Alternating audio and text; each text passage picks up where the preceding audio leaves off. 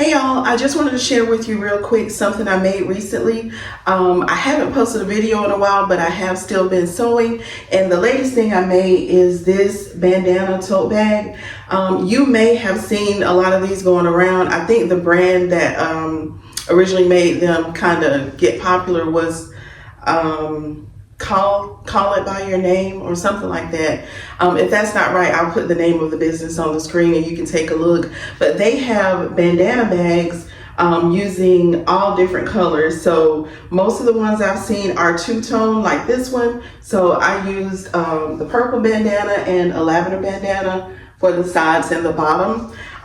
Usually their dimensions are a little bit, I think they're more tall than they are wide, as opposed to this one.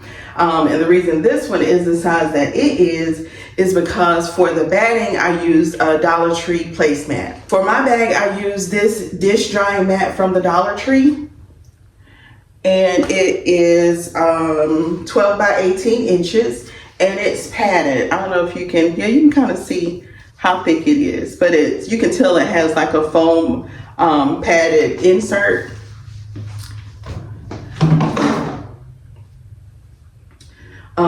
Most of the people that are using these that are buying batting from the store, I think it's called Flexi Foam, but I use that mat and I basically use the dimensions of the mat for my bag, so I didn't cut it down at all. I think if I make another one, I'll take something off of the side so it won't be as wide. But this is actually a really good bag. I like it. It was pretty easy stitching on top of that foam to do the quilting. And you can see right here my quilt lines.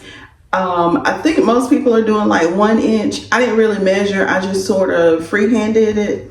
Well, not freehand, but I didn't use a specific guide to get my stitch lines. But they ended up being about 7/8 of an inch wide. And I was able to stitch on top of that dish drying mat, no problem. I did change my stitch length to 3. And did I do anything else? No, I just used a longer stitch length. And I used a heavy duty needle. I think it might have been a size 14. So that just made it, like I didn't want to have to worry about the needle breaking, stitching through this. Like just one layer is not that bad, but when you're doing the seams, you're stitching through 2 layers of foam. So yeah, that would have been a little bit thick to try to use just a regular needle. To make the lining, I used the outer pieces to cut this. So the dimensions are exactly the same, use the same amount of pieces. For the lining, I just use black cotton fabric, just 100% cotton. It would be cute also if you made one, if you use a contrasting fabric, just for something fun, but this is just a plain black. I think it's probably one of the Waverly fabrics that Walmart has, but it's just like a quilt cotton. I did make a separate slide on the inside, so this has another mat in here to make a separate section so I can put my laptop in there. So my laptop would just slide in here, and that'll keep it, I mean, it's not necessarily going to keep it from getting damaged if something falls on it right here or if it drops.